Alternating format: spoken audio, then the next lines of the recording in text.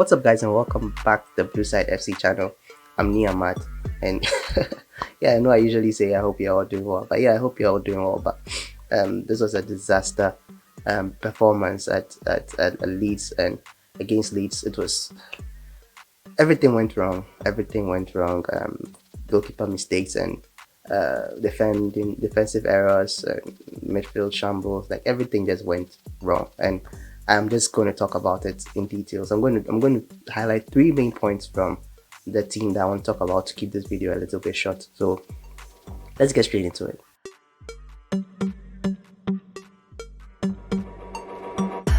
So first of all, I want to talk about the setup and how we approach the game. Like the way we went into the game and everything. I think we went in with a 3-5-2 formation.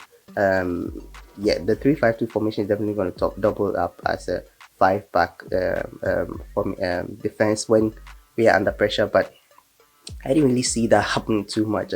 I think one of the mistakes that we made was that we made a couple of mistakes in this in our setup, to be honest. The first one, I think, I'm not a technical genius. I'm not going to pretend as if I know anything great about tactics, but I think we made a mistake by putting Reece James at right centre back again. I don't know. He's better going forward. We nerf him whenever I put him at the back, and it was a big mistake from Tuchel, in my opinion. Another mistake too, I also think that he did was putting Gallagher and Jorginho together. I don't know what it just felt the chemistry wasn't there. They were off. They were losing possession a lot. They were losing the 50-50 chances. They were outpaced in the middle, and yeah, everything was just going wrong in the first half. And I think personally we underestimated Leeds.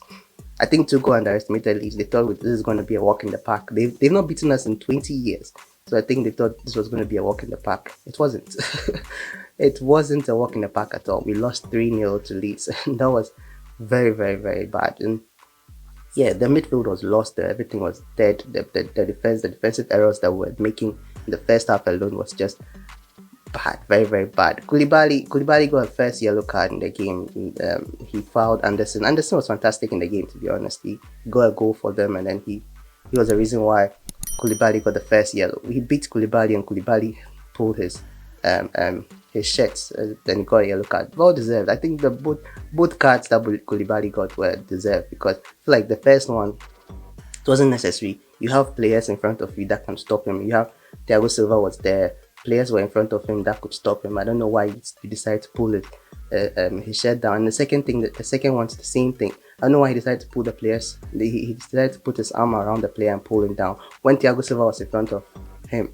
Just trust your defender and let him do his work. But I don't know why he didn't do that. So yeah, it was just a disaster class all around. This full shambles, full capitulation from Chelsea. And yeah, that's just what I want to talk about. The setup was poor. I feel like the personnel in the team didn't really live up to the positions that they were given. I don't know. I've never really been a Jorginho.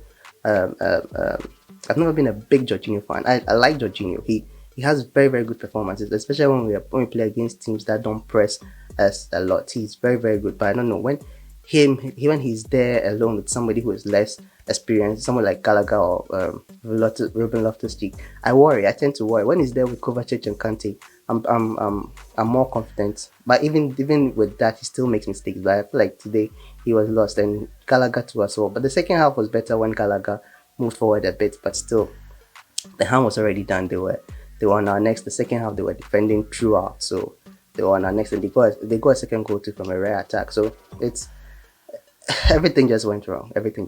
So that's it for the setup that I want to talk about. I'm going to talk about it more when we are going to the other points, because they tie into the setup as well. So yeah, so that's it for the point number one. So the point number two is Mendy. I know Mendy is not the favorite Chelsea player for most Chelsea fans right now because of the mistakes that he did, and it goes back to my first point. We underestimated them. He was overconfident on the ball. Anderson was pressing him anytime he had the ball, but he still he still didn't give it away easily. I don't know. It worries me a lot when he does that. This is not the first time he's done it. He has done that in previous games as well, where he tries to act cocky. And I know a lot of sorry for the voice crack, but I know a lot of keepers also do this. Keepers who are overconfident sometimes. Ederson is very very known for doing that. Ederson at Man City is very very known for doing that, and Alisson has also done it a few times. Good keepers have done that, but if you don't have the skill, don't attempt it. Don't even do it. I remember Czech used to do it a lot, but Czech was never caught out whenever I did those things. Van der Sar also did that. He was never caught out, but I don't know, Mendy. I just hope this is a lesson to him, so that next time when he gets the ball, release it early. Don't hold on to it for a long time and try and act smart. The attackers are also smart. They are able. He was able to read the way he was passing it, the way he was holding it, and he was able to block it. And it led to the first goal. Unfortunately, he let the first goal. I can't really blame him for the rest of the goals, because there were things that I don't think he can do. I think with the header he could have done better. He didn't even dive for the header. I think the header he could have done better. The last goal is what I think, it was out of his reach. But yeah, Mendy didn't do well in the game at all. I don't think he was a worst player. We have a worst player, the worst player in the team, and I think he will come last. And it's unfortunate that we have. I mean, it was a disaster. We can't really say it in any other way. We can't sugarcoat it. We can't really say it in a nicer way. We just flopped. We just flopped at Leeds, and they had a game plan in mind, and they executed it perfectly. And one of them was that they were pressuring us early. So that's what led to the first goal from Mendy's mistake. And yeah, I just hope he learns from it. I'm not going to join other Chelsea fans who are already dissing him and saying that we need Kepa back and stuff like that. I know we complained a lot when Kepa was the number one keeper, and we wanted a new keeper to come in. Now the keeper has come in, and the keeper has done just a few mistakes. Now we want Kepa back. Like, I don't know how forgetful we are as Chelsea fans sometimes, because me personally, I always choose Mendy over Kepa. Mendy won Best Goalkeeper of the Year 2 seasons ago. I mean, like, he has the skill, he has the talent. I think he's just become complacent a little bit. He's become cocky a little bit, and that's the issue. So that's my second point, Mendy.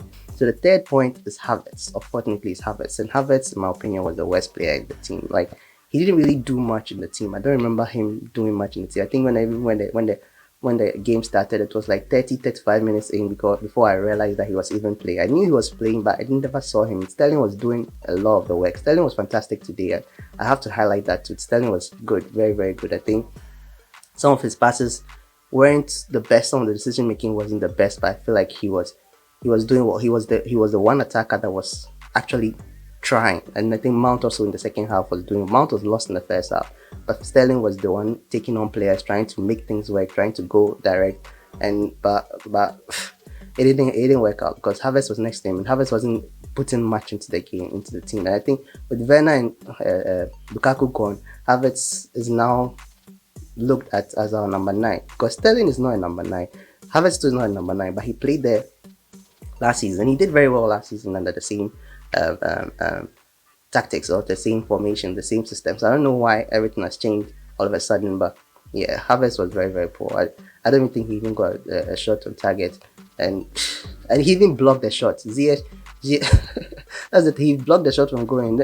I'm getting serious Timo Werner vibes, and I'm hoping that it doesn't pass down to Havertz, to be honest, because he blocked the shot from going, and Ziyech had a shot on target, but Havertz was in an offside position, and he didn't get onside quickly, and it hit him, and it was offside, and a whole like, everything went wrong. That's the thing, everything went wrong. So yeah, but props again to Leeds. They did very well, executed their game plan very very well, but we were bad. We were in shambles. We were poor, and so I'm just hoping that doesn't go on to the next game. I hope that we fix our mistakes. And yeah, this game, if this game has shown anything, it has shown us that we have a problem in the defense. We have a problem in attack as well. We need a striker. And I really want us to stop focusing on the young and focus mainly on getting a striker and a good defender in. So let's focus more on bringing Aubameyang. If Aubameyang is the only option we have right now, is the target that we have right now, It's not my preferred target, but if it's the target that we have right now, let's go for him. Let's work hard and get him, then work hard and get Fofana. So it seems like Fofana wants to come to Chelsea. So he didn't play. He didn't play in his in the game Leicester played yesterday. He didn't play.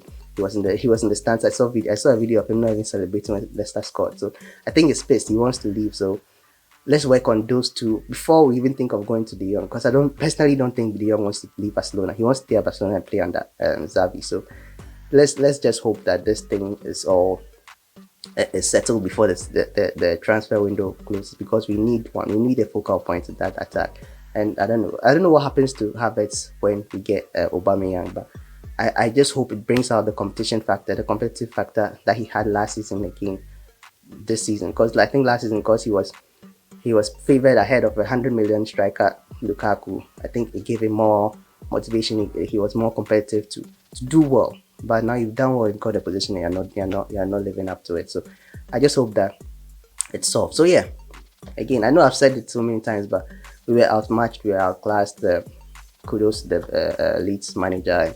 Yeah, we were bad, we were horrible. So I'm just hoping that this doesn't happen going on, because man, I'm going to be so pissed. And yeah, and sorry if my voice is a little bit down. I've got a cold. I've been fighting with the cold like since yesterday. I almost missed the match because I was down with a headache, but I was able to watch it from, I think, the